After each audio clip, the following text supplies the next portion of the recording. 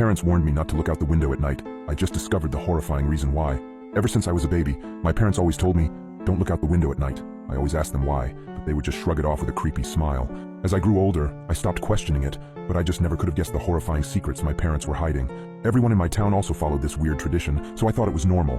That was until I went to college and noticed that none of the other kids were like this. So during Christmas, when I went to my parents' house, I remember them telling me not to look out the window.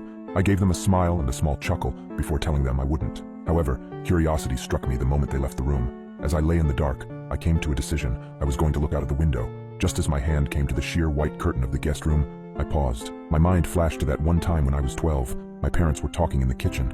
I was home with the flu and was about to make my way to the sink for some water, but I stopped at the doorway.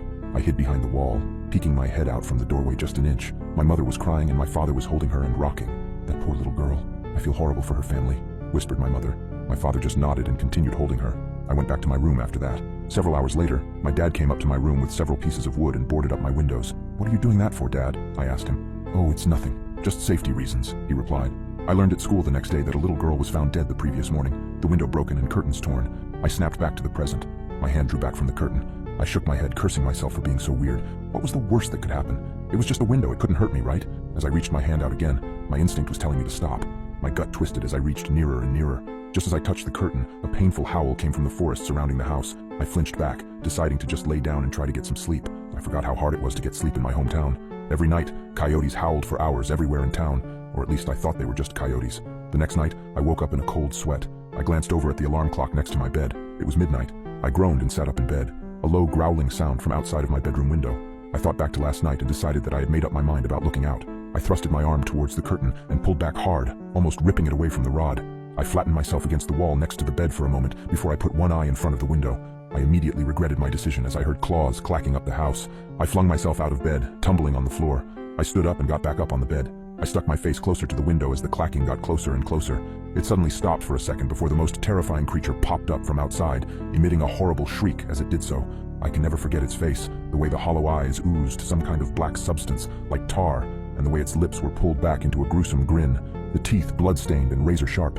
It looked like it had 4 limbs, its front 2 slamming on the glass and pounding. As I was frozen in front of the window in terror, my parents burst into the room. My father held a shotgun. He marched up to my bed and yanked me away from the window. He pointed his shotgun at the creature, shooting a bullet at it. The thing scrambled away, leaving the window almost completely shattered. Damn it, son, it was a simple task. Just don't look out the window. How hard is that? My dad shouted at me. I wasn't processing his words. I was sitting on the floor, arms and legs splayed everywhere in utter shock. What the hell had I just seen? My mother ran to the bedroom door. She had tears in her eyes. Is everyone all right? She asked. Yeah, we're fine. We still gotta get that creepy effing monster, though. Nathan, get up. We got some work to do, my dad said. I got up as soon as I could. My dad thrust the shotgun into my arms and marched downstairs. He opened the basement door and descended, coming back with a machete and some kind of spray bottle. He sprayed the liquid onto the machete before walking to the front door and wait. Dad, what are you doing? I asked, confused. I was just traumatized, and now my dad is waiting at the door, machete in hand like he was about to kill someone. Instead of a response, my dad just hushed me. The house was quiet for several seconds before a loud banging and howling came at the front door. We heard a rip, and we knew the screen door was no more. The wood of the interior door started to splinter, and I took a few steps backward. My dad glared at me. Nathan, now is not the time for this. Point the goddamn gun and get ready to shoot. I aimed the gun at the door, trying to find the spot where the howling was coming from. The door was strong, but it wasn't indestructible. The creature burst through the door, and I pulled the trigger in a moment of terrified panic. My dad knelt down and brought his machete down on the abomination's head. The howling ceased, and my mom rushed forward with a tarp to cover the spot where the door was destroyed. Honey, are you okay? My mom asked for the second time that night. She came up to me and kissed my cheeks, as if to make sure I was still there. She went over to my dad and did the same. We're okay, both of you, get in the basement. I gotta clean this up. I asked, basement?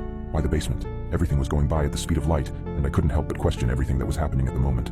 Let's just get in the basement. Your father needs to clean up, my mom said, grabbing my arm and pulling me to the basement. We sat on the couch down there for what seemed like hours before my dad came in and put the machete up.